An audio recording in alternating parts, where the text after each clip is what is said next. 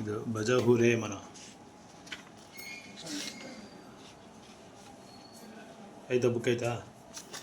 42 page number.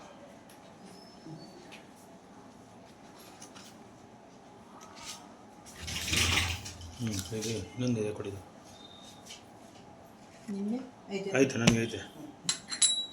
ಬಜಹುರೇ ಮನ ಶ್ರೀನಂದನಂದನ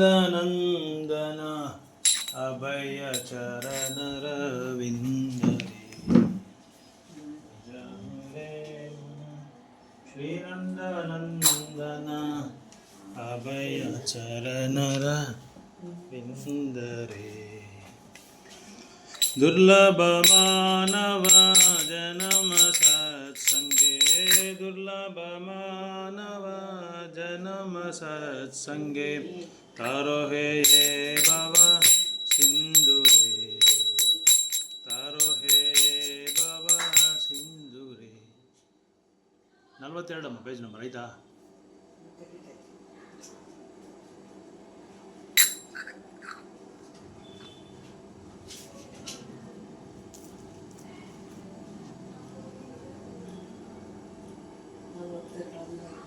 ತೆಗೆದುಕೊಟ್ಟಿದ್ದೀನಿ ನೋಡು, ಅದೇ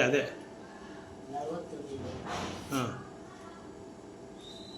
ಅದೇ 41 42 ಪಕ್ಕದಲ್ಲಿರೋದು ಬಜಹುರೇ ಮನ.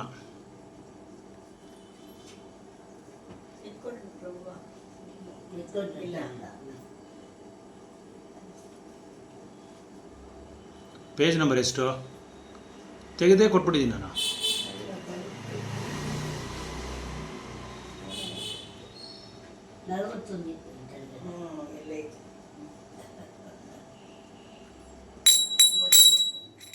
ನಿಂಗೆ ಸಿಗ್ತಾ?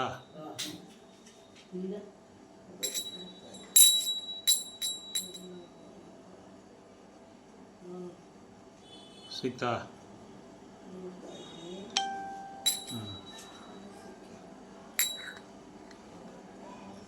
ಪೇಜ್ ನಂಬರ್ ನೋಡಮ್ಮ. 42 41 ನೋಡು.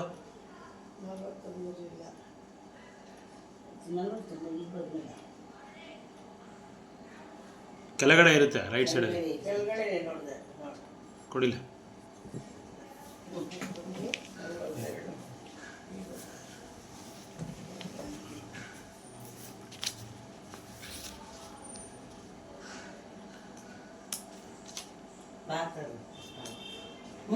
ಬರ್ತಾರೆ ಅವ್ರು ಬರ್ತಾರೆ.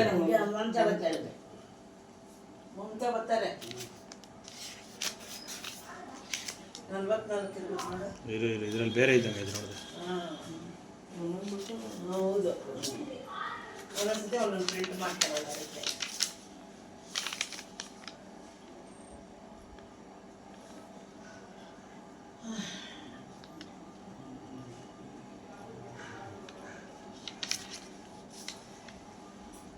ಇದರಲ್ಲಿ ಬೇರೆ 55 ಇದರಲ್ಲಿ. ಅದೇ ಏನಪ್ಪ.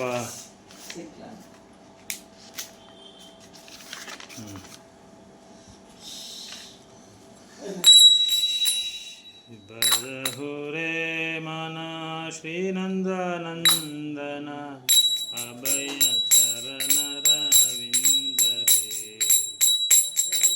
ಹೇ ಮನ ಶ್ರೀನಂದನಂದನ ಅಭಯ ಚರಣರವಿಂದರೇ.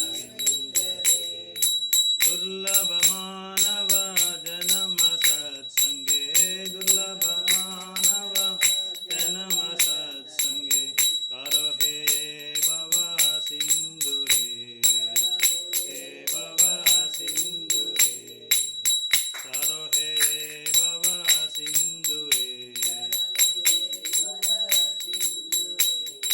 ಸೀತಾ ಆತಪ ಬಾಟ ಬರಿಸನ, ಆತಪ ಬಾಟ ಬರಿಸನ, ಎದಿನ ಜಾಮಿನಿ ಜಾಗಿರೆ, ಜಾಮಿನಿ ಜಾಗಿರೆ.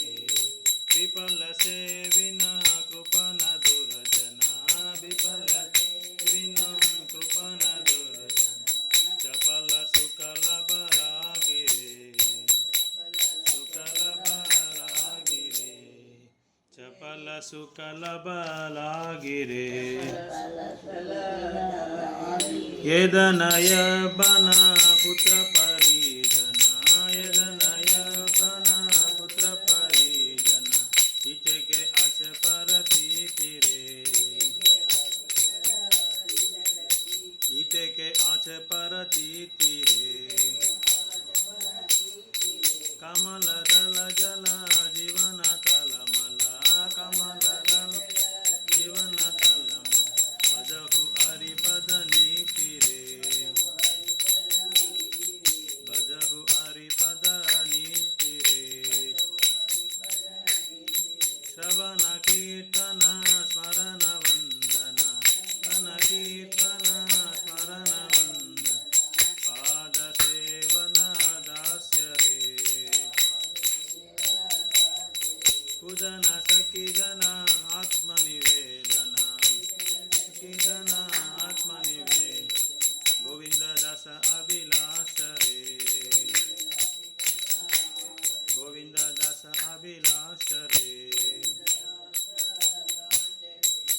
यज प्रज हुरे मन श्रीनंद नंदन अभय चरण रविंद रे मन श्रीनंद नंदन अभय चरण रविंद रे हरे कृष्ण कृष्ण कृष्ण हरे हरे हरे राम राम राम हरे हरे हरे कृष्ण कृष्ण कृष्ण हरे हरे हरे राम हरे राम राम राम हरे हरे हरे कृष्ण कृष्ण कृष्ण हरे हरे हरे राम राम राम हरे हरे कृष्ण कृष्ण कृष्ण हरे हरे हरे राम राम राम हरे कृष्ण कृष्ण कृष्ण हरे हरे हरे राम राम राम हरे हरे कृष्ण कृष्ण कृष्ण हरे हरे हरे राम राम हरे गोविंद जय जय गोपाल जय जय जय जय गोपाल गोविंद जय जय गोपाल जय जय गोविंद गोपाल गोविंद जय जय गोपाल जय जय जय जय गोपाल राधा रमण हरि गोविंद जय जय राधा हरि गोविंद जय जय गोविंद जय जय गोपाल जय जय जय जय गोपाल राधा रमण हरि गोविंद जय जय राधा हरि गोविंद कृष्ण बलराम जय कृष्ण बलराम बलराम जय कृष्ण कृष्ण बलराम जय कृष्ण बलराम जय कृष्ण जय सच्चिनंदन जय सच्चिनंदन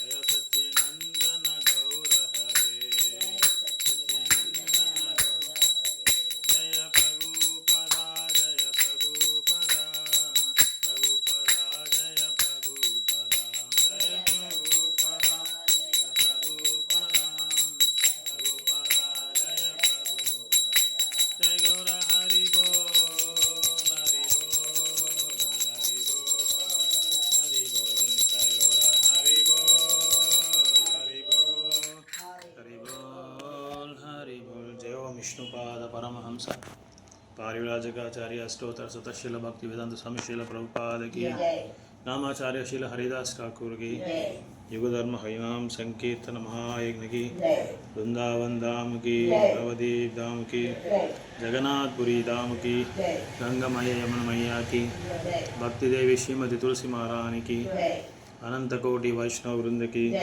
गौर प्रेमानंदे all glorious to assembled Krishna all glorious to assembled all glorious to assembled Krishna all glorious to Guru Gauranga Srila Prabhupada की ಓಂ ನಮೋ ಭಗವತೆ ವಾಸುದೇವಾಯ.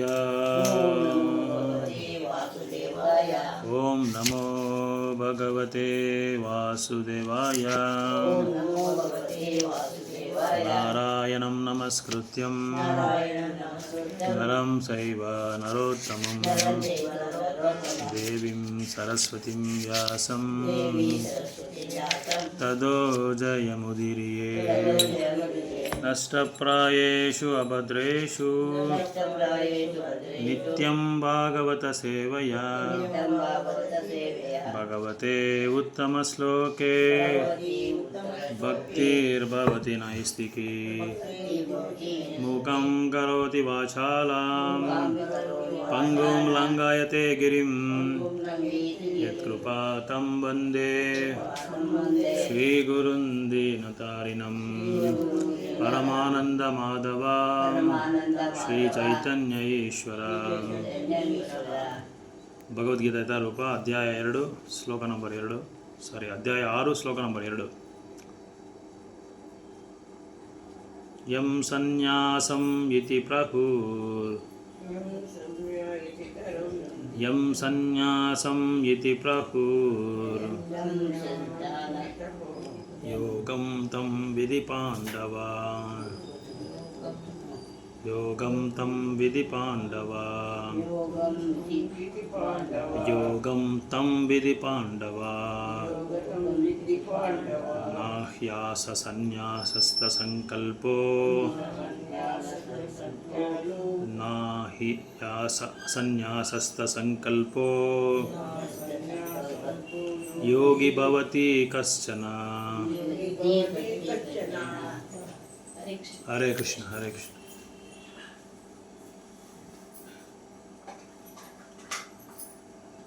ಯಂ ಸನ್ಯಾಸಮಿತಿ ಪ್ರಹುರ್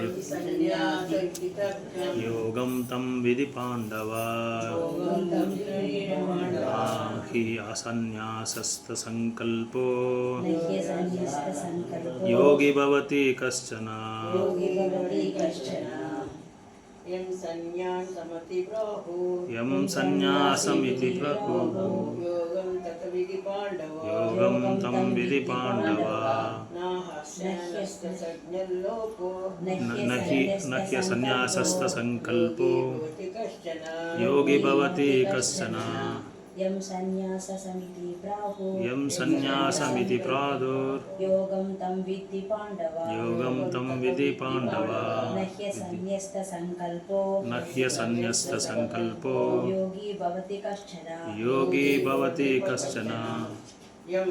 ಯಂ ಯಾವುದನ್ನು ಸನ್ಯಾಸವು ಇತಿ ಎಂದು ಪ್ರಾಹು ಹೇಳುತ್ತಾರೆ. ಯೋಗಂ ಪರಮೋನ್ನತನಿಗೆ ಸಂಬಳಿಸುವ ಯೋಗವೆಂದು. ತಂ ಅದನ್ನು ವಿಧಿ ಏನು ತಿಳಿಯಬೇಕು. ಪಾಂಡುಪುತ್ರನೇ ನಾ ಎಂದಿಗೂ ಇಲ್ಲ. ಈ ಖಂಡಿತವಾಗಿಯೂ ಅಸನ್ಯಾಸ ಸಂಕಲ್ಪ ಆಸೆಯುಳ್ಳ ಯೋಗಿ ಆಧ್ಯಾತ್ಮಿಕವಾಗಿ ಭವತಿ ಕಶ್ಚನ.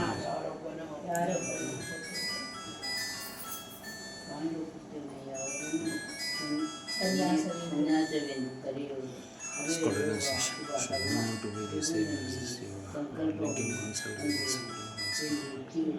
ಏಕೆಂದರೆ ಇಂದ್ರಿಯ ತೃಪ್ತಿಯ ಆಸೆಯನ್ನು ತ್ಯಾಗ ಮಾಡಿದರೆ ಯಾರು ಯೋಗಿಯಾಗಲಾರರು. ನಿಜವಾದ ಸನ್ಯಾಸ ಯೋಗ ಅಥವಾ ಭಕ್ತಿ ಎಂದರೆ ಮನುಷ್ಯನು ಜೀವಿಯಾಗಿ ತನ್ನ ಸಹಜ ಸ್ವರೂಪವನ್ನು ತಿಳಿದುಕೊಂಡು ಅದಕ್ಕೆ ಅನುಗುಣವಾಗಿ ಕೆಲಸ ಮಾಡುವುದು ಎಂದರ್ಥ. ಜೀವಿಗೆ ಪ್ರತ್ಯೇಕ ಸ್ವಾತಂತ್ರ್ಯ ವ್ಯಕ್ತಿತ್ವವಿಲ್ಲ. ಅವನು ಪರಮಪ್ರಭುವಿನ ತಟಸ್ಥ ಶಕ್ತಿ, ಐಹಿಕ ಶಕ್ತಿಯ ಬಲೆಗೆ ಸಿಲುಕಿದಾಗ ಅವನು ಬದ್ಧನಾಗುತ್ತಾನೆ. ಕೃಷ್ಣ ಪ್ರಜ್ಞೆ ಇದ್ದಾಗ ಅವನು ಆಧ್ಯಾತ್ಮಿಕ ಚೈತನ್ಯದ ಹರಿವು ಇದ್ದಾಗ ಅವನು ನಿಜವಾದ ಮತ್ತು ಸಹಜವಾದ ಬದುಕಿನ ಸ್ಥಿತಿಯಲ್ಲಿರುತ್ತಾನೆ. ಆದ್ದರಿಂದ ಮನುಷ್ಯನಿಗೆ ಸಂಪೂರ್ಣ ಜ್ಞಾನವಿದ್ದಾಗ ಎಲ್ಲ ಐಹಿಕ ಇಂದ್ರಿಯ ತೃಪ್ತಿಯ ನಿಂತು ಹೋಗುತ್ತದೆ. ಆತನು ಎಲ್ಲ ಇಂದ್ರಿಯ ಕೃತ್ಯ ಕಾರ್ಯಗಳನ್ನು ತ್ಯಜಿಸುತ್ತಾನೆ. ಇಂದ್ರಿಯಗಳನ್ನು ಐಹಿಕ ಮೋಹದಿಂದ ತಡೆಯುವ ಯೋಗಿಗಳು ಇದನ್ನು ಅನುಷ್ಠಾನ ಮಾಡುತ್ತಾರೆ. ಆದರೆ ಕೃಷ್ಣ ಪ್ರಜ್ಞೆಯಲ್ಲಿರುವ ಮನುಷ್ಯನಿಗೆ ಕೃಷ್ಣರಹಿತವಾದುದರಲ್ಲಿ ತನ್ನ ಇಂದ್ರಿಯಗಳನ್ನು ತೊಡಗಿಸುವ ಅವಕಾಶವೇ ಇರುವುದಿಲ್ಲ. ಆದ್ದರಿಂದ ಕೃಷ್ಣ ಪ್ರಜ್ಞೆಯಲ್ಲಿರುವ ಮನುಷ್ಯನು ಏಕಕಾಲದಲ್ಲಿ ಸನ್ಯಾಸಿ ಮತ್ತು ಯೋಗಿ. ಜ್ಞಾನ ಮತ್ತು ಯೋಗ ಪ್ರಕ್ರಿಯೆಗಳಲ್ಲಿ ವಿಧಿಸಿರುವ ಪ್ರಕಾರ ಜ್ಞಾನ ಮತ್ತು ಇಂದ್ರಿಯ ನಿಗ್ರಹಗಳ ಉದ್ದೇಶವು ಕೃಷ್ಣ ಪ್ರಜ್ಞೆಯಲ್ಲಿ ತಂತಾನೇ ನೆರವೇರುತ್ತದೆ. ಮನುಷ್ಯನು ಸ್ವಾರ್ಥದ ಕ್ರಿಯೆಗಳನ್ನು ಬಿಟ್ಟುಕೊಡಲು ಶಕ್ತನಾಗದಿದ್ದರೆ ಜ್ಞಾನ ಮತ್ತು ಯೋಗಗಳು ನಿರರ್ಥಕ. ಎಲ್ಲ ಸ್ವಾರ್ಥ ತೃಪ್ತಿಯನ್ನು ತ್ಯಜಿಸಿ ಪರಮಪ್ರಭುವನ್ನು ತೃಪ್ತಿಗೊಳಿಸುವುದು ಸಿದ್ಧವಾಗಿರುವುದೇ ಜೀವಿಯ ನಿಜವಾದ ಗುರಿ. ಕೃಷ್ಣ ಪ್ರಜ್ಞೆ ಇರುವ ಮನುಷ್ಯನಿಗೆ ಯಾವುದೇ ಬಗೆಯ ಸ್ವಂತ ಭೋಗದ ಆಸೆ ಇರುವುದಿಲ್ಲ. ಅವನು ಸದಾಕಾಲದಲ್ಲಿಯೂ ಪರಮಪ್ರಭುವನ್ನು ತೃಪ್ತಿಪಡಿಸುವುದರಲ್ಲೇ ನಿರತನಾಗಿರುತ್ತಾನೆ.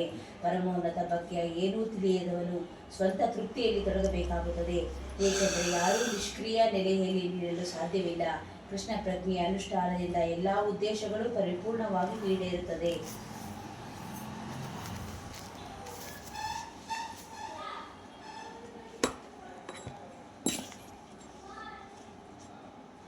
ಓಂ ಜ್ಞಾನತಿಮಿರಂಧಸ್ಯ ಜ್ಞಾನಾಂಜನಶಲಾಕಯಾ ಚಕ್ಷುರುನ್ಮಿಳಿತಂ ಯೇನ ತಸ್ಮೈ ಶ್ರೀ ಗುರುವೇ ನಮಃ. ಶ್ರೀಚೈತನ್ಯಮನೋಭೀಷ್ಟಂ ಸ್ಥಾಪಿತಂ ಯೇನ ಭೂತಲೇ ಸ್ವಯಂ ರೂಪ ಕದಾ ಮಹ್ಯಂ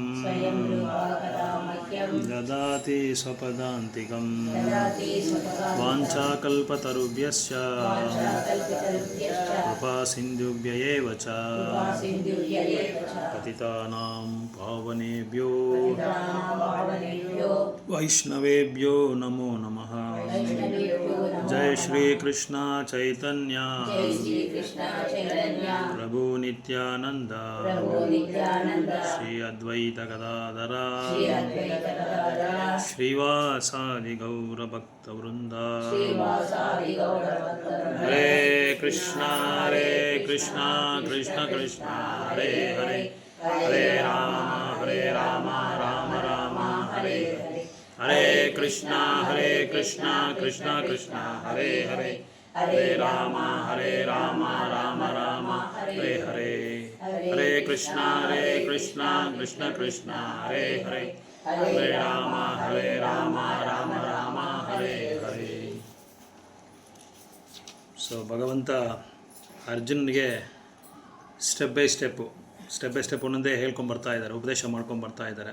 ಮೊದಲನೇ ಅಧ್ಯಾಯದಲ್ಲಿ ಅರ್ಜುನ ಕೇಳಿದ ಪ್ರಶ್ನೆಗಳಿಗೆಲ್ಲ ಉತ್ತರ ಕೊಟ್ಕೊಂಡು ಬರ್ತಾ ಇದ್ದಾರೆ. ಎರಡನೇ ಅಧ್ಯಾಯದಲ್ಲಿ ಆತ್ಮ ಅಂದರೆ ಏನು, ಸೋಲ್ ಅಂದರೆ ಏನು, ದೇಹ ಅಂದರೆ ಏನು, ಆತ್ಮದ ಗುಣಗಳು ಯಾವ ಥರ ಇರುತ್ತೆ, ದೇಹದ ಗುಣಗಳು ಯಾವ ಥರ ಇರುತ್ತೆ. ಅರ್ಜುನ ಕೇಳಿದ ಪ್ರಶ್ನೆಗಳಿಗೆ ಉತ್ತರ ಕೊಡ್ದಿರ ಕೃಷ್ಣ ಸಹನೆಯಿಂದ ಕೇಳಿಕೊಂಡು ಅದಾದಮೇಲೆ ಉತ್ತರ ಕೊಟ್ಕೊಂಡ್ಬರ್ತಾ ಇದ್ದಾರೆ. ದೇಹ ಅಂದರೆ ಏನು, ಆತ್ಮ ಅಂದರೆ ಏನು, ಅದು ಯಾವ ಥರ ಇಲ್ಲಿ ಫಂಕ್ಷನ್ ಮಾಡುತ್ತೆ, ಯಾವ ಥರ ಕೆಲಸ ಮಾಡುತ್ತೆ. ಮೂರನೇ ಅಧ್ಯಾಯದಲ್ಲಿ ಕರ್ಮಯೋಗ ಬಗ್ಗೆ ಹೇಳಿದ್ದಾರೆ. ಕರ್ಮಯೋಗ ಅಂದರೆ ಏನು, ಕರ್ಮ ಅಂದರೆ ಏನು, ಕರ್ಮಯೋಗ ಅಂದರೆ ಏನು, ಇದ್ರ ಬಗ್ಗೆ ಹೇಳ್ತಾ ಇದ್ದಾರೆ. ಅದನ್ನೇ ಮತ್ತೆ ಮುಂದುವರಿಸಿದ್ದಾರೆ. 5ನೇ ಅಧ್ಯಾಯದಲ್ಲಿ ಕರ್ಮಯೋಗನ ಮತ್ತೆ ಇನ್ನೂ ಇದು ಸಂಪೂರ್ಣವಾದ ಮಾಹಿತಿ ಕೊಡೋದಕ್ಕೆ ಪ್ರಯತ್ನ ಪಟ್ಟವ್ರೆ. 4ನೇ ಅಧ್ಯಾಯದಲ್ಲಿ ನಾವು ನೋಡಿದಂಗೆ, ನಾವು ಅದು ಚರ್ಚೆ ಮಾಡಿದಂಗೆ, ಟ್ರಾನ್ಸೆಂಡೆಂಟ್ ದಿವ್ಯವಾದ ಜ್ಞಾನ ಅಂದರೆ ಏನು, ದಿವ್ಯವಾದ ಜ್ಞಾನನ ನಾವು ಯಾವ ಥರ ಪಡಿಬೇಕು, ಅದು ಯಾರಿಗೆ ಹೇಳ್ಬೋದು, ಎಲ್ಲಿಂದ ನಾವು ಪಡಿಬೋದು, ದಿವ್ಯಜ್ಞಾನ ಯಾರ ಹತ್ರ ನಾವು ಅದನ್ನು ಪಡೆಯೋದಕ್ಕೆ ನಾವು ಪ್ರಯತ್ನ ಪಡಬೇಕು, ಅದಕ್ಕೆ ಸರಿಯಾದ ಒಂದು ಪರಂಪರೆ ಬೇಕು ಅಂತ 4ನೇ ಅಧ್ಯಾಯದಲ್ಲಿ ಹೇಳ್ಕೊಂಡು ಬರ್ತಾ ಇದ್ದಾರೆ.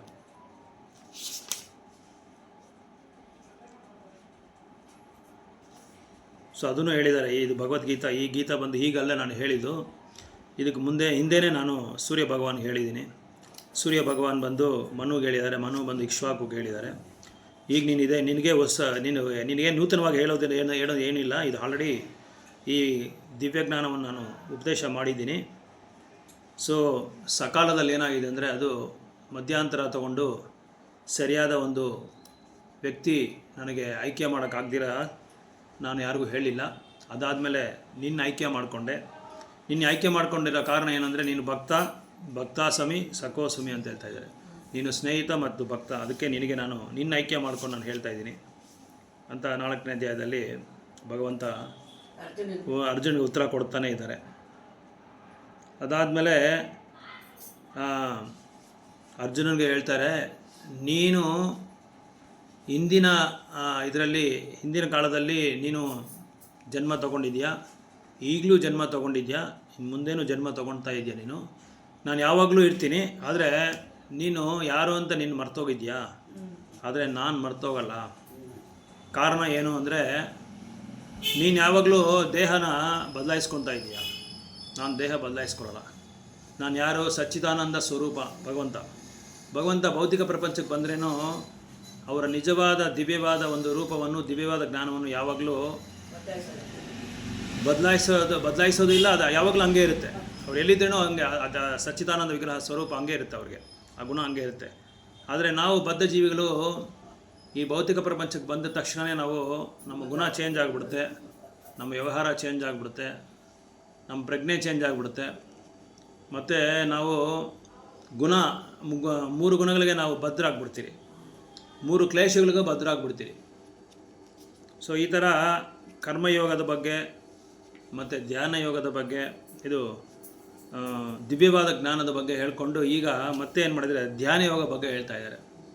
ಧ್ಯಾನ ಯಾವ ಥರ ಮಾಡಬೇಕು, ಧ್ಯಾನ ಏನಕ್ಕೋಸ್ಕರ ಮಾಡಬೇಕು, ಧ್ಯಾನ ಮಾಡೋದು ಏನಕ್ಕೆ ಅಂದರೆ, ಒಂದು ರೀತಿಯಲ್ಲಿ ಹೇಳಬೇಕಾದ್ರೆ ಇಂದ್ರಿಯಗಳನ್ನ ಮತ್ತು ಮನಸ್ಸನ್ನು ನಿಗ್ರಹಿಸ್ಕೊಳ್ಳೋದಕ್ಕೆ ಧ್ಯಾನ ಮಾಡೋದು. ಆದರೆ ನಾವು ನಿಜವಾಗಿ ಪ್ರಾಕ್ಟಿಕಲಾಗಿ ಅದು ಅಭ್ಯಾಸ ಮಾಡಬೇಕು ಅಂತ ನಾವೇನಾದರೂ ಅದು ಪ್ರಯತ್ನ ಪಟ್ಟರೆ ಈ ಕಲಿಯುಗದಲ್ಲಿ ಆಗಲ್ಲ. ಯಾಕೆ ಅಂದರೆ ಒಂದೊಂದು ಯುಗಕ್ಕೂ ಒಂದೊಂದು ಅಭ್ಯಾಸ ಇರುತ್ತೆ, ಒಂದು ಭಕ್ತಿ ಮಾರ್ಗ ಇರುತ್ತೆ. ಆ ಭಕ್ತಿ ಮಾರ್ಗವನ್ನು ನಾವು ಅನುಸರಿಸಿದ್ರೇ, ಆಚರಣೆ ಮಾಡಿದ್ರೇ ನಮಗೆ ನಿಜವಾದ ಮುಕ್ತಿನೂ ಸಿಗುತ್ತೆ, ನಿಜವಾದ ಪ್ರೇಮನೂ ಸಿಗುತ್ತೆ ಅಂತ ಗೀತೆಯಲ್ಲಿ ಹೇಳ್ತಾ ಇದ್ದಾರೆ, ಕೃಷ್ಣ ಹೇಳ್ತಾ ಇದ್ದಾರೆ. ಸೊ ಯಾಕೆಂದರೆ ಈಗ ಉದಾಹರಣೆಗೆ ವೈದ್ಯನ ಹತ್ರ ಹೋಗ್ಬಿಟ್ಟು ರೋಗಿ ಬಂದು ನನಗೆ ಹೊಟ್ಟೆ ನೋವು ಇದೆ ಅಂತ ಹೇಳಿದ್ರೆ, ಅವನು ತಲೆನೋವಿಗೆ ಔಷಧಿ ಕೊಟ್ಟರೆ ಅದು ವರ್ಕ್ ಆಗಲ್ಲ, ಅದು ಕೆಲಸ ಮಾಡಲ್ಲ. ಯಾಕಂದರೆ ಹೊಟ್ಟೆ ನೋವು ಔಷಧನೇ ಕೊಡಬೇಕು, ತಲೆನೋವು ಔಷಧ ಕೊಟ್ಟರೆ ಆಗಲ್ಲ. ಆ ಥರ ಇಲ್ಲಿ ಈ ಯುಗದಲ್ಲಿ ಏನು ಮಾಡಬೇಕು ಅದನ್ನೇ ನಾವು ಮಾಡಬೇಕು. ಬೇರೆದೆಲ್ಲ ಮಾಡೋಕ್ಕೋದ್ರೆ ಅದರಿಂದ ನಷ್ಟ ಏನಂದರೆ ನಮ್ಮ ಸಮಯ ನಷ್ಟ, ಮತ್ತು ನಮ್ಮ ಎನರ್ಜಿ, ನಮ್ಮ ಶಕ್ತಿ ವೇಸ್ಟ್ ಆಗುತ್ತೆ. ಇನ್ನೊಂದು ಯಾವುದು ಮಾಡಬೇಕನ್ನ ನಾವು ಅಂತ ಶಿಫಾರಸು ಮಾಡಿದಾರೋ ಶಾಸ್ತ್ರದಲ್ಲಿ, ಅದನ್ನು ಮರ್ತು ಬಿಡ್ತೀವಿ, ಅದನ್ನು ಬಿಟ್ಬಿಡ್ತೀವಿ. ಯಾವುದು ಮಾಡಬಾರ್ದು ಅದು ಮಾಡ್ತಾ ಇರ್ತೀವಿ. ಸೊ ಅದಕ್ಕೆ ಎಲ್ಲನೂ ನಷ್ಟನೇ. ಅದಕ್ಕೆ ಬುದ್ಧಿವಂತರು ತಿಳುವಳಿಕೆಯರು ಏನು ಮಾಡ್ತಾರೆ ಅಂದರೆ, ಈ ಯುಗದಲ್ಲಿ ಏನು ಮಾಡಬೇಕು, ಈ ಯುಗದ ಆರಾಧ ದೈವ ಯಾರು, ಏನು ಶಿಫಾರಸು ಮಾಡಿದರೆ ಶಾಸ್ತ್ರದಲ್ಲಿ ಅಂತ ನಾವು ಸರಿಯಾದ ಒಂದು ಆಧ್ಯಾತ್ಮಿಕ ಚಿಂತನೆ ಇರೋ ಒಂದು ವ್ಯಕ್ತಿನ ನಾವು ಸಂಪರ್ಕ ಮಾಡ್ಕೊಬೇಕು. ಅವ್ರ ಹತ್ರ ನಾವು ತಿಳ್ಕೊಬೇಕಾಗ ಎಲ್ಲ ಬರುತ್ತೆ. ಸೊ ಯಾವುದೋ ಏನೋ ಈಗ ನಾವು ಒಂದು ಸಾಮಾನ್ಯವಾಗಿ ಮಕ್ಕಳನ್ನ, ಸ್ಟೂಡೆಂಟ್ಸ್ನ ಎಲ್ಲ +2 ಎಲ್ಲ ಆದಮೇಲೆ ಕಾಲೇಜ್ ಸೇರಿಸ್ಬೇಕಾದ್ರೆ ಅಷ್ಟೊಂದು ತಲೆ ಕೆಡಿಸ್ಕೋತೀವಿ ನಾವು. ಈ ಕಾಲೇಜಲ್ಲಿ ಸೇರ್ಸೋಣ, ಆ ಕಾಲೇಜಲ್ಲಿ ಸೇರ್ಸೋಣ. ಮೊನ್ನೆ ಒಂದು ಕ್ಲಾಸ್ಗೆ ಹೋಗಿದ್ದೆ, ಅಲ್ಲಿ ಸತ್ಸಂಗಕ್ಕೆ ನಾನು ಬರೋಕ್ಕೆ ಮುಂದೆ ಎಲ್ಲ ಮಾತಾಡ್ಕೊತಾ ಇದ್ದಾರೆ.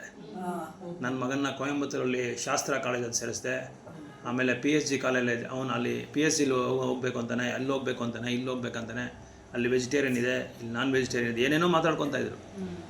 ನೋಡಿದ್ರೆ ಅಷ್ಟೊಂದು ತಲೆ ಕೆಡಿಸ್ಕೊತಾರೆ. ಒಂದು ಮಾನವನ್ನ ಇದು ಕಾಲೇಜಿಗೆ ಸೇರಿಸ್ಕೋಬೇಕಾದ್ರೆ ಅಷ್ಟೊಂದು ತಲೆ ಕೆಡಿಸ್ಕೊಂಡು ಎಲ್ಲ ಕಡೆ ಹುಡುಕಿ ಗೂಗಲೆಲ್ಲ ಸರ್ಚ್ ಮಾಡಿ ಎಲ್ಲಿ ಚೆನ್ನಾಗಿರುತ್ತೆ ನಮ್ಮ ಹುಡುಗನಿಗೆ, ಎಲ್ಲಿ ಸೌಕರ್ಯವಾಗಿರುತ್ತೆ, ಎಲ್ಲಿ ತೊಂದರೆ ಇಲ್ಲದೇ ಇರುತ್ತೆ ಅಂತ ಎಲ್ಲ ಹುಡುಕಿ ಆಮೇಲೆ ಆ ಕಾಲೇಜಿಗೆ ಸೇರಿಸ್ತಾರೆ. ಆಮೇಲೆ ಎಲ್ಲಿ ದುಡ್ಡು ಇದು ಸ್ಕಾಲರ್ಶಿಪ್ ಎಲ್ಲ ಕೊಡ್ತಾರ, ಆಮೇಲೆ ಅದು ಮಾರ್ಕ್ಸ್ ಸ್ಕೋರಿಂಗ್ ಮಾರ್ಕ್ಸ್ ಎಷ್ಟಿರಬೇಕು, ಫಿಕ್ಸೆಡ್ ಎಷ್ಟು ಮಾಡಿದ್ದಾರೆ, ಇದನ್ನೆಲ್ಲ ನೋಡ್ಬಿಟ್ಟು ವಿಚಾರಣೆ ಮಾಡಿಬಿಟ್ಟು ಅದಾದಮೇಲೆ ಅವರು ತೀರ್ಮಾನ ತೊಗೊತಾರೆ. ಆದರೆ ಆಧ್ಯಾತ್ಮಿಕ ಭಕ್ತಿ ಮಾರ್ಗ ಅಂತ ಬರಬೇಕಾದ್ರೆ ಯಾವುದೋ ಒಂದು ತೊಗೊಂಡ್ಬಿಡ್ತಾರೆ, ಇದ್ರ ಬಗ್ಗೆ ತಲೆ ಕೆಡಿಸ್ಕೊಳ್ಳಲ್ಲ. ಯಾವುದೋ ಒಂದು ಯಾರೋ ಮಾಡ್ತಾಯಿದ್ದಾರೆ ಭಕ್ತಿ ಮಾರ್ಗ, ನಾನು ಮಾಡೋಣ, ಅವರು ಇಲ್ಲಿ ಹೋಗ್ತಾ ಇದ್ದಾರೆ, ಅವ್ರು ಅಲ್ಲಿ ಹೋಗ್ತಾ ಇದ್ದಾರೆ, ಅವ್ರು ಈ ಕಡೆ ಬರ್ತಾ ಇದ್ದಾರೆ, ಅವ್ರು ಆ ಕಡೆ ಹೋಗ್ತಾ ಇದ್ದಾರೆ, ಆ ಮಾರ್ಗವನ್ನು ಅವರು ಆಚರಣೆ ಮಾಡ್ತಾರೆ, ನಾವು ಮಾಡೋಣ. ಅದು ನಿಜವಾದ ಒಂದು ತಕ್ಕ ಸಂಪ್ರದಾಯನ, ಪ್ರಾಮಾಣಿಕವಾದ ಸಂಪ್ರದಾಯನ. ಆ ಸಂಪ್ರದಾಯದಲ್ಲಿ ನಿಜವಾಗಿ ನಾವು ಆ ಸಂಪ್ರದಾಯದ ವಿಧಿ ವಿಧಾನಗಳನ್ನ ನಾವು ಆಚರಣೆ ಮಾಡಿದ್ರೆ ನಾವು ನಿಶ್ಚಿತವಾಗಿ ನಾವು ಭಗವಂತನ ಹತ್ರ ಹೋಗ್ತೀರಾ ಇಲ್ವಾ ಅಂತ ಕೂಡ ನಾವು ಯೋಚನೆ ಮಾಡಲ್ಲ. ಯಾರೋ ಹೋಗ್ತಾ ಇದ್ದಾರೆ ಅಂದರೆ ಎಲ್ಲರೂ ಹೋಗೋದೆ, ಅದೇ ದಾರಿಗೆ ಎಲ್ಲರೂ ಹೋಗೋದೆ. ಆ ಥರ ಹೋಗಿ ತುಂಬ ಜನ ಈಗ ಏನು ಮಾಡಿಬಿಟ್ಟಿದ್ದಾರೆ ಅಂದರೆ ಅವ್ರು ಏನು ಮಾಡಬೇಕಾಗಿರೋದು ಈ ಯುಗದಲ್ಲಿ ಅನ್ನೋದನ್ನು ಅವ್ರು ಮರ್ತುಬಿಟ್ಟು ಬೇರೆ ಏನೋ ಮಾಡ್ತಾಯಿದ್ದಾರೆ ಪಾಪ. ಈ ಥರ ಜನ ಏನಾಗಿದೆ ಅಂದರೆ ಮತ್ತವ್ರನ್ನ ಬೇರೆಯವ್ರನ್ನ ನೋಡಿ ಕಾಪಿ ಹೊಡೆಯೋದು ಜಾಸ್ತಿ. ಈಗ ನೋಡಿ ಅಮೇರಿಕನಲ್ಲಿ ಪಾಪ ತಂದೆ ತಾಯಿಗಳು ಅವರ ಆಸ್ತಿ ಮತ್ತು ಒಡವೆ ಗಿಡ ಎಲ್ಲ ಕುದುಬಿಟ್ಟು ಆಸ್ತಿ ಮಾರಿ ಮಕ್ಕಳನ್ನ US ಅಲ್ಲಿ ಓದಿಸ್ಬೇಕು ನಾವು ಅಂತ ಹೇಳ್ಬಿಟ್ಟು ಕಳಿಸ್ಕೊಟ್ಟು 40 ಲಕ್ಷ 50 ಲಕ್ಷ ಬೇಕಾಗುತ್ತೆ ಒಬ್ಬರು ಕಳಿಸ್ಬೇಕಾದ್ರೆ. ಬ್ಯಾಂಕಲ್ಲೇ 10 ಲಕ್ಷ ಡೆಪಾಸಿಟ್ ಮಾಡಬೇಕು, 10 ಲಕ್ಷ 15 ಲಕ್ಷ ಡೆಪಾಸಿಟ್ ಮಾಡಬೇಕು. ಈಗ ನಾವೇನು ಹೇಳೋಕ್ಕಾಗಲ್ಲ, ಪ್ರಕೃತಿ ಯಾವ ಥರ ನಾವು ಬದಲಾವಣೆ ಆಗುತ್ತೆ ಅಂತ ನಾವೇನು ಹೇಳೋಕ್ಕಾಗಲ್ಲ. ನೋಡಿ ಅಲ್ಲಿ ಬರೋ ಅಧ್ಯಕ್ಷ ಈಗ ಏನು ಮಾಡ್ತಾ ಇದ್ದಾನೆ, ಇಂಡಿಯಾನಲ್ಲಿ ಬರೋ ಇರೋನೆಲ್ಲ ನಾನು ವಾಪಸ್ ಕಳಿಸ್ತೀನಿ ಸ್ಟೂಡೆಂಟ್ಸ್ನ, ಯಾರೂ ಬರಬಾರ್ದಿಲ್ಲಿ. ಯಾಕಂದರೆ ಈಗ ಇಂಡಿಯಾ ಪಾಕಿಸ್ತಾನ ವಾರ ಆಯಿತು, ಯುದ್ಧ ಆಯಿತು, ಅಲ್ಲಿ ಅವನು ಪಾಕಿಸ್ತಾನ್ಗೆ ಸಪೋರ್ಟು. ನಮ್ಮ ಇಂಡಿಯಾವ್ರು ನೋಡಿದ್ರೆ ಈಗ ಅವನಿಗೆ ಅಸೂಯ. ಅದಕ್ಕೆ ಇಂಡಿಯಾ ಅವ್ರಿಗೆ ಎಷ್ಟು ಅವ್ರನ್ನ ಹೊರಗಡೆ ಕಳಿಸ್ಬೇಕು ಅಷ್ಟು ಹೊರಗಡೆ ಕಳಿಸ್ತಾ ಇದ್ದಾನೆ, ಅದು ಪ್ರಯತ್ನ ಪಡ್ತಾ ಇದ್ದಾನೆ. ಹೋಗ್ಬಿಡಿ ಅಂತ ಹೇಳ್ತಾನೆ, ಇರಬೇಡಿ ಅಂತ ಹೇಳ್ತಾನೆ. ಹಾರ್ವರ್ಡ್ ಯೂನಿವರ್ಸಿಟಿ ಅಂತ ತುಂಬ ಫೇಮಸ್ ಯೂನಿವರ್ಸಿಟಿ ಐತೆ ಅಮೇರಿಕಾನಲ್ಲಿ. ಆ ಯೂನಿವರ್ಸಿಟಿಗೇ ಅಲ್ಲಿರೋ ಹುಡುಗರನ್ನೆಲ್ಲ ಆಚೆ ಕಳಿಸು ಅಂತ ಹೇಳ್ತಾ ಇದ್ದಾನೆ. ಇವಾಗ ಅವನು ಯೂನಿವರ್ಸಿಟಿ ಇವನಿಗೂ ಜಗಳ ಆಗ್ತಾ ಇದೆ. ಅಲ್ಲ ಇದೆಲ್ಲ ಇದಕ್ಕೆ ಸಂಬಂಧಪಟ್ಟಿದ್ದಲ್ಲ. ನಾವು ಏನಂತ ಪ್ಲ್ಯಾನ್ ಮಾಡ್ತೀವಿ, ನಾವು ಪ್ಲ್ಯಾನ್ ಮಾಡ್ಕೊತೀರಲ್ಲ ಅದು ಯಾವುದು ನಡೆಯಲ್ಲ ಅಂತ ಹೇಳ್ತಾರೆ. ನಾವು ತೊಗೊಂಬಂದಿರೋ ಗಂಟು ಇದೆಯಲ್ಲ ಹಿಂದಿನ ಜನ್ಮದ್ದು, ಅದಕ್ಕೆ ತಕ್ಕಂತೆ ನಾವು ಬ್ಯಾಲೆನ್ಸ್ ತಕ್ಕಂತೆಯೇ ನಡೆಯೋದು, ಈ ಬೇರೆ ಏನು ನಡೆಯಲ್ಲ. ಈಗ ಸಡನ್ನಾಗಿ ಎಲ್ಲರೂ ಹಂಗೆ ಕಳಿಸ್ಬಿಟ್ರೆ ಸುಮಾರು ಲಕ್ಷಾಂತರ ಜನ ಇಂಡಿಯನ್ಸ್ ಇದ್ದಾರೆ ಅಲ್ಲಿ. 30 ಲಕ್ಷ ಜನ ಏನೋ ಇದ್ದಾರಂತೆ, 10 ಲಕ್ಷದ ಮೇಲೆ ಇದೆ ಅಂತ ಹೇಳಿದ್ರೆ 10ರಿಂದ 30 ಲಕ್ಷ ಜನ ಇದ್ದಾರಂತೆ ನಮ್ಮ ಇಂಡಿಯನ್ಸ್ ಮಾತ್ರ. ಅಷ್ಟು ಜನ ಇದ್ದಾರೆ ಅಮೇರಿಕನಲ್ಲಿ. 140 ದೇಶದ ಜನ ಸ್ಟೂಡೆಂಟ್ಸ್ ಅಲ್ಲಿದ್ದಾರೆ ಇಂಡಿಯಾ ಬಿಟ್ಟು ಅಮೇರಿಕಲ್ಲಿ. ಯಾಕಂದರೆ ಅಮೇರಿಕಾಗೆ ಹೋಗ್ಬಿಟ್ರೆ ಏನೋ ಅವ್ರಿಗೆಲ್ಲ ಸ್ವರ್ಗಲೋಕಕ್ಕೆ ಹೋದಂಗೆ, ದೊಡ್ಡ ಅವ್ರಿಗೆ ಇದು ಪಟ್ಟಾಭಿಷೇಕ ಮಾಡೋದಂಗೆ. ಅಲ್ಲ ಒಳ್ಳೇದೇ ಹೋಗಲಿ, ಅದ್ರ ಬಗ್ಗೆ ಏನಿಲ್ಲ, ಹೋಗಬೇಕು ಓದಬೇಕು ಅಂತ ಏನಿಲ್ಲ.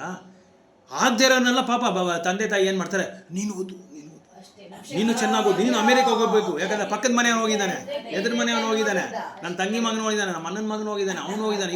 ಅವನಿಗೆ ಇದು ಇದೆಯಾ ಅಂತ ನೋಡಬೇಕು. ಅವ್ನಿಗೆ ಇಂಟ್ರೆಸ್ಟ್ ಇದೆಯಾ, ಉದ್ದೇಶ ಇದೆಯಾ, ಅವ್ನ ಕೆಪಾಸಿಟಿ ಇದೆಯಾ, ಅವ್ನಿಗೆ ಟ್ಯಾಲೆಂಟ್ ಇದೆಯಾ, ಅದೆಲ್ಲ ಏನು ನೋಡಲ್ಲ. ನೀನು ನೋಡಿದ್ರೆ ಅವ್ನು ಕಳಿಸ್ಬಿಟ್ಟು ಏನು ಮಾಡ್ತಾನೆ ಅವನು, ಸರಿ ಆಯಿತು ನಿಮ್ಮಿಷ್ಟ, ನಾನು ಕಳೆದು ಹೋಗ್ಬಿಟ್ಟು ಅವನೇನು ಮಾಡ್ತಾನೆ, ಓದಲ್ಲ. ಅವನೇನು ಕಲ್ತ್ಕೊಬೇಕು ಅದು ಕಲ್ತ್ಕೊಳ್ಳಲ್ಲ, ಸುಮ್ಮನೆ ಅಲ್ಲಿ ಇಲ್ಲಿ ಓಡಾಡ್ಕೊಂಡಿರ್ತಾನೆ. ಕೇಳಿದ್ರೆ ಹೇಳ್ತಾನೆ, ಏನು ಹೇಳ್ತಾನೆ, ನೀವು ನಾನು ಬೇಡ ಅಂತ ಹೇಳ್ತೀನಿ, ನೀವು ಕಳಿಸ್ತೀರಿ. ಅದಕ್ಕೆ ಇವಾಗ ಮಕ್ಕಳಿಗೆ ಅವ್ರಿಗೆ ಏನು ಇಷ್ಟನೋ ಅದನ್ನೇ, ಒಳ್ಳೇದು ಕೆಟ್ಟದ್ದು ಹೇಳಬೇಕಂದ್ರೆ ಇದು ಒಳ್ಳೇದು ಇದು ಕೆಟ್ಟದ್ದು ಅಂತ ಹೇಳಬೇಕು. ಅದು ಬಿಟ್ಟು ಈ ಕಾರ್ಸೋದು, ನೀನು ಆ ಕೋರ್ಸೋದು, ನೀನು IAS ಓದು, ನೀನು IPS ಮಾಡು ಅಂದರೆ ಅದು ಇರಬೇಕಲ್ಲ ಟ್ಯಾಲೆಂಟು. ಆ ಟ್ಯಾಲೆಂಟ್ ಇದ್ರೇ ಆಗೋದು.